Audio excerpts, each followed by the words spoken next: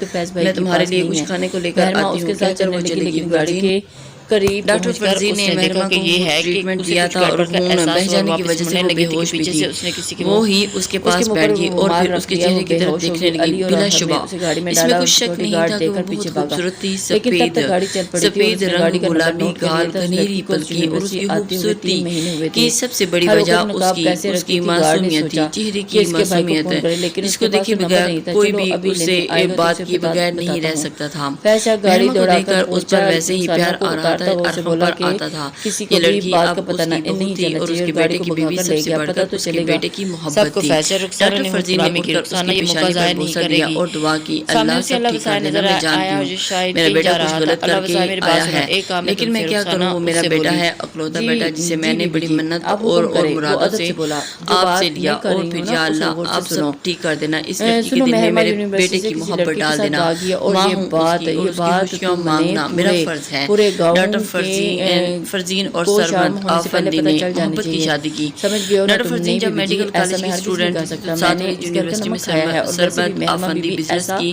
कर ही का नहीं तालिब सकती। इल्म अल्लाह था वसाया और ने उन नफी दोनों में की सर मुलाकात मिलाया, यूनिवर्सिटी तुम्हारी की महरमा कैंटीन बीबी पर हुई थी। ऐसा डॉक्टर कर चुकी फरजीन हैं। अपने दोस्तों के साथ ऐसे अल्लाह आई थी। वसाया پہلے ان دونوں کی آپس میں دوستی ہوئی اور پھر کب یہ دوستی محبت میں تبدیل ہوئی انہیں پتہ ہی نہ چلا۔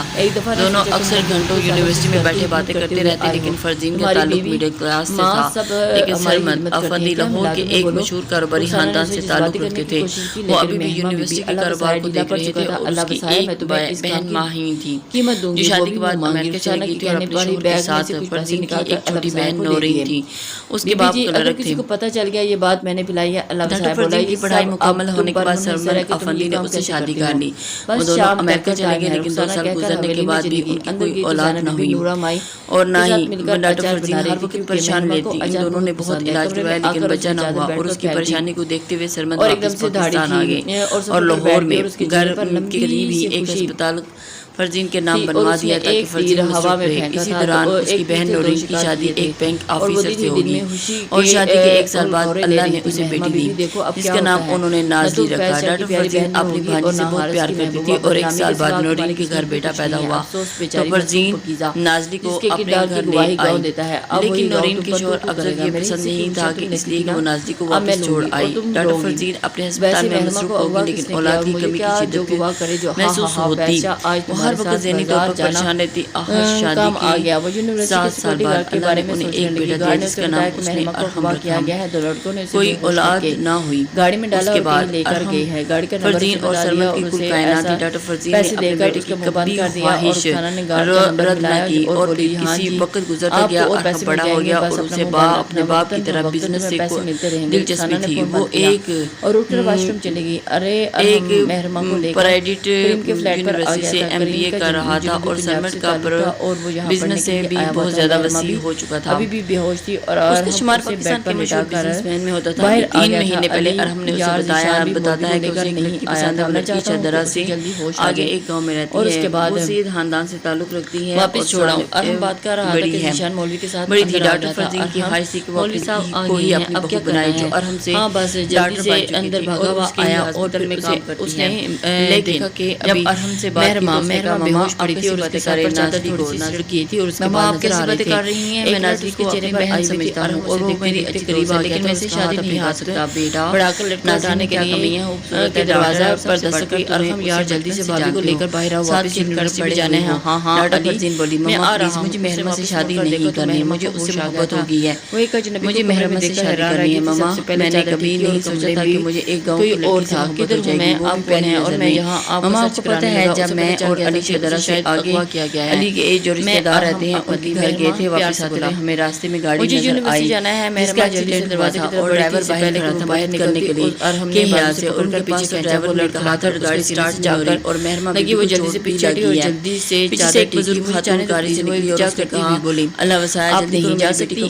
اپنی نظروں کے حساب میں لیتے ہوئے کہا کما اگر آپ کیا چاہتے ہیں کیا بگاڑا ہے چھوڑ آتے ہیں، لیکن نہیں میں نے کیوں لائے ہو مجھے وہ وہاں پر ہی میرا انتظار کرے میں گاڑی میں بیٹھ کر میں نے آپ نے مجھے اور بھی تھی اور وہ دونوں ایک زور سے پکڑ کر میری کار میں لے آئے جس کا چہرہ گلابی رنگ کی چادر میں ڈھکا ہوا تھا۔ ابھی ہم تھوڑی دور ہی گئے تھے کہ اچانک شیشے میں نظر پڑی تو اس کی چہرے پر چادر ہٹی ہوئی تھی۔ ماما کو بہت خوبصورت ہے، اس کے چہرے پر عجیب سی کو دیکھے جا رہی تھی، ماما وہ بہت نوجوان تھا، اس کے چہرے پر عجیب سی معصومیت اور نور سا تھا جس نے مجھے اپنی لپیٹ میں لے لیا اور اس نور میں رنگ گیا۔ ماما مجھے نہیں پتا باقی کا سفر کیسے کٹا، بس وہ چہرہ میری آنکھوں میں بس گیا۔ ماما آپ میری ماں نہیں میری بہترین دوست بھی ہیں، اس کے بغیر خوش نہیں رہ سکوں گا، آپ پلیز میرا رشتہ لے کر جائیں۔ ارحم مجھے تو حیرت ہو رہی ہے کہ تم پر جس لڑکی کو تم جانتے نہیں وہ کیسے، اس کا مزاج کردار کیسا، تم بس اس کی خوبصورتی پر دل ہار بیٹھے ہو۔ ڈاکٹر فرزین نے کہا ماما میرا دل کہتا ہے کہ اس کے کردار بھی اس کی طرح معصوم اور اچھا ہوگا۔ ارحم بولا ٹھیک ہے بیٹا، میں اور تمہارے پاپا جائیں گے، تمہاری خوشی سے بڑھ کر ہمارے لیے کچھ بھی نہیں ہے، تم تو میری زندگی ہو اور اگر میرے بیٹے کو پسند ہے تو وہ بھی تمہاری ماں کی بھی پسند ہے۔ ماما شکریہ، میں میری ماں اس قدر مجھے چاہنے والی اور محبت کرنے والی ہوگی۔ اللہ آپ کی دنیا بس کرو، اب ماں باپ کے لیے اولاد سے بڑھ کر کچھ نہیں ہوتا، اولاد تو چیز ہی ایسی ہے کہ آپ اس کی ہر بات کو نظر انداز کر دیتے ہیں۔ اللہ تمہیں خوش رکھے۔ تمہاری ماں کی ہر خوشی تم سے لے کر تم تک ہے۔ ڈاکٹر فرزین نے بیٹے کے سر پر بوسہ دیا اور آسمان کی طرف نظر اٹھا کر اپنے بیٹے کے لیے دائمی خوشیوں کی دعا کی۔ اکبر شاہ دراز سے آگے ایک گاؤں کیج والی میں رہتا ہے اور اس کی شادی اپنی تہذاب اور زینب سے ہوئی تھی اور ان کے 2 بچے فیض شاہ اور مہرمہ ہیں۔ مہرمہ شاہ ہیں، ان کے گھر میں پردے کا خاص اہتمام رکھا جاتا تھا۔ فیض شاہ مہرمہ سے 7 سال بڑا ہے، جس کی شادی ساتھ والے گاؤں میں یہ رخسانہ سے ہوئی تھی اور رخسانہ بازمان جگالو عورت ہے۔ اکبر شاہ اور فیض مہرمہ سے بہت پیار کرتے ہیں۔ فیض ہر وقت اپنی بہن مہرمہ کے لاڈ اٹھاتا تھا۔ مہرمہ ان کے خاندان کی سب سے خوبصورت لڑکی فیض اور رخسانہ کا 2 سال کا بیٹا توصیف شاہ ہے۔ مہرمہ نے FA تک تعلیم گاؤں کے کالج سے حاصل کی اور آگے پڑھنا چاہتی تھی اور اس کی ماں سے بات کی تو ماں نے کہا مہرمہ جتنا تم نے پڑھ لیا کافی ہے، اب حارث چھٹی پہ آئے گا تو تم سے شادی کر دیں گے۔ ماں مجھے بھی پڑھنا ہے، شادی تو نہیں کرنی۔ بابا سے کہیں کہ مجھے لاہور کے کالج میں داخل دلوا دیں۔ وہ ماں سے بولی مہرمہ پتر اتنا پڑھ کر کیا کرے گی، تمہیں پتہ ہے نا ہمارے خاندان کی لڑکیاں اتنا نہیں پڑھتی، بس میری بیٹی بڑی ہو گئی ہے تو اس کی شادی کر دیتے ہیں۔ ماں نہیں، ویسے بھی لاہور میں داخلے کے لیے تمہارے بابا نہیں مانیں گے۔ ماں نے اسے پیار سے سمجھایا، ماں میں فیض بھائی سے بات کروں گی، وہ میری بات کبھی نہیں ڈالتے، بابا کو بھی منا لیں گے۔